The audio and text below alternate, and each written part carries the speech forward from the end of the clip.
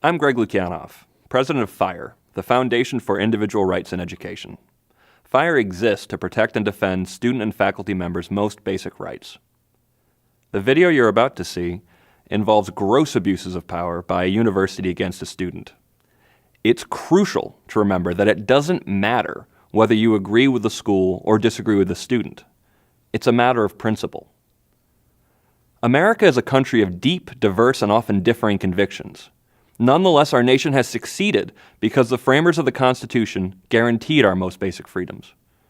Freedoms that have ensured open debate and discourse in thousands of college and university lecture halls like this one. While watching, think of those moral and philosophical beliefs that make you who you are. Then ask yourself, what would you do if you were faced with an aggressive campaign forcing you to betray those beliefs? Missouri State University occupies a sizable campus in the city of Springfield. It's the second largest university in the state, with over 17,000 undergraduates.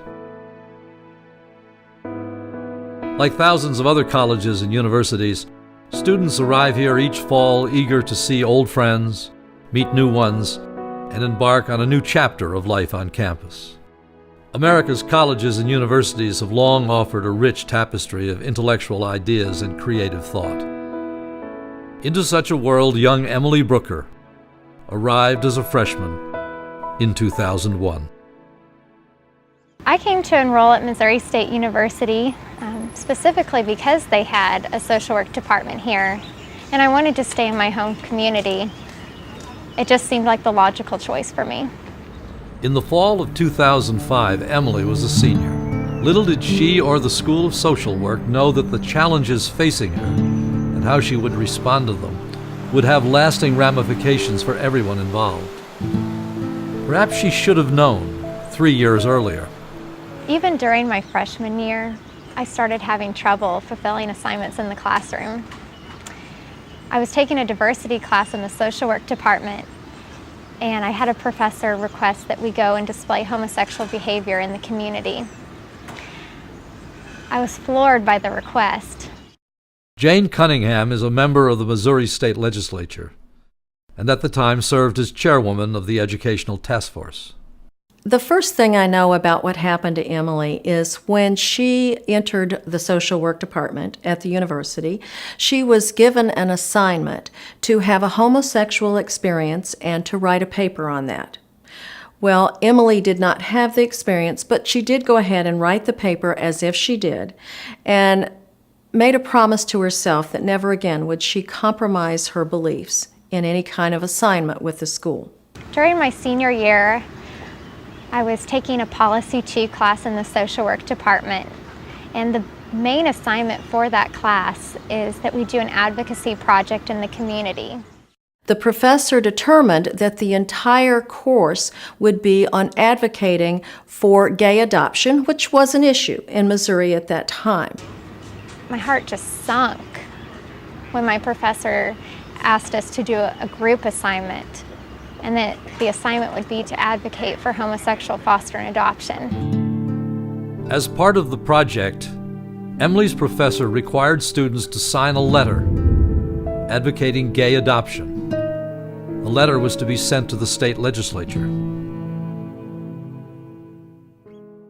Faculty Emeritus Deborah McDowell taught at the university for 29 years. A longtime family friend, she took a deep interest in Emily's case. I was appalled by the assignment that was given to Emily, that it was so polarizing. And to have a letter that goes out to the legislators of Missouri that was on university letterhead. You just don't do that as a professor. That is unacceptable. Emily did not sign that letter because, as you'll recall, she promised herself she wasn't going to compromise her beliefs, and she didn't. As the semester went on, I wanted to continue to learn with the rest of my class, and I completed the assignment all the way up until actually signing my letter. I recommended that, of course, you always go to the professor first and you talk things out, but in this situation, the professor was not listening to her and was adamant that she was a troublemaker. I went as far as requesting a private meeting with my professor, but he refused a meeting with me. And soon after that, I decided I was going to go speak with our department head. Before this meeting could ever take place, I received a phone call from the social work department head telling me that I wasn't going to just meet with her and my professor. I was going to meet with 7 professors. And she was just at wit's end as far as what to do, because she was all of a sudden being called to a meeting with some professors in her department, and she was just so upset. She asked the professor if she could bring an advocate with her. He said no. She said, "May I bring a tape recorder with me?" He said no. She said, "May I bring my parents with me?" He said, "I'll let you know." Well, on the day of the grievance meeting, she showed up with both of her parents, who had both taken off of work. That faculty did not let her parents in. Her parents sat outside that room for 2.5 hours while that young lady was interrogated. As we started the grievance hearing, some of the first questions that they threw at me were, "Can you not do this assignment because you're a Christian? And as a Christian, do you believe that homosexuals are sinners? Is that why you can't represent them? Are you a sinner?" When I heard about what had transpired at that particular meeting with the faculty, I was appalled. It was inconceivable that these people who I had worked with, who I know, that they were sitting across the table from Emily, lined up as judges, trying to intimidate her. Emily is a tiny, petite little girl, but she is a fighter, and I think they were surprised at how she could articulate her standpoint, and she had good facts, but they were twisting and turning what she was saying. So Emily sat through this 2.5-hour interrogation, and it culminated with her being required to sign a contract. I have that contract in the files in my legislative office, but basically it called for her to close the gap between her religious beliefs and the social work code.